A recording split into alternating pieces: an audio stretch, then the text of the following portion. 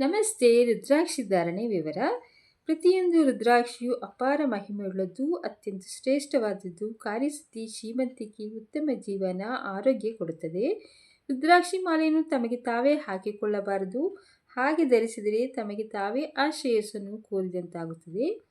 ರುದ್ರಾಕ್ಷಿಯನ್ನು ಪ್ರಾಣ ಪ್ರತಿಷ್ಠೆ ಮಾಡಿಸಿ, ಲಕ್ಷ ಜಪ ಮಾಡಿ, ಗಣಹೋಮ, ರುದ್ರಹೋಮ ಮಾಡಿ, ಶಾಂತಿ ಮಾಡಿದ ಮೇಲೆ ಕೊರಳಿಗೆ ಹಿರಿಯರಾಗಲಿ, ಜ್ಯೋತಿಷಿ ಅಥವಾ ಆಚಾರ್ಯರಾಗಲಿ ಹಾಕಬೇಕು. ಉಪದೇಶ ಮಂತ್ರವನ್ನು ಸದಾಕಾಲ ಪಠಿಸುತ್ತಿರಬೇಕು. ರುದ್ರಾಕ್ಷಿ ಕೊರಳಲ್ಲಿ ಇರುವಾಗ ಭಸ್ಮವಾಗಲಿ ಅಥವಾ ಕುಂಕುಮವಾಗಲಿ ಹಣೆಯಲ್ಲಿರಬೇಕು. ಸ್ನಾನ ಮಾಡುವಾಗ ಭಿನ್ನವಾದ ರುದ್ರಾಕ್ಷಿ ಧರಿಸಿದರೆ ಇದರಲ್ಲಿ ಮನೆಯಲ್ಲಿ ಇರುವ ಸ್ತ್ರೀಯರಿಗೆ ರೋಗ ಬರುತ್ತದೆ.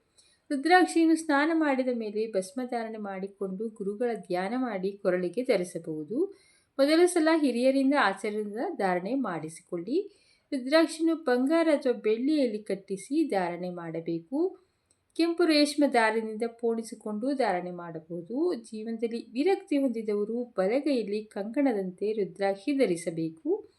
1, 3, 5, 7, 9, 11, 13, 15 ಸಂಖ್ಯೆಗಳಿಂದ ರುದ್ರಾಕ್ಷಿ ಸರ ಇರಬೇಕು.